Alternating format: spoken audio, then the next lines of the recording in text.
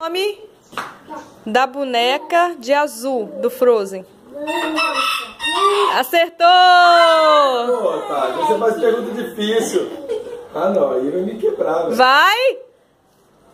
Não, Samir, caramba, essa parada aí não... Vai, tem que deixar. Fecha a boca. Não! Wesley! Olha lá aqui o papai, olha o papai, Guilherme. Olha lá o papai, Guilherme, olha lá. Olha lá.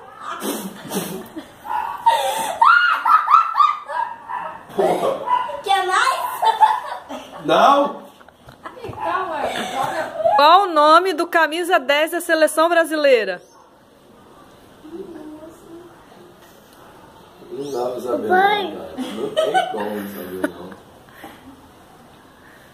Responde. Não dá, tá? Tem um monte. Não dá, não, não dá, não. Qual o nome do craque da seleção brasileira? Tati, não tem craque mais não, Tati. Acabou. Vai, Wesley, responde. Todo mundo sabe. Tem que responder. E você sabe? Não.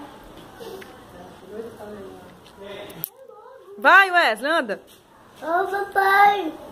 Neymar. Aê! Pode ir. Vai lá, hein?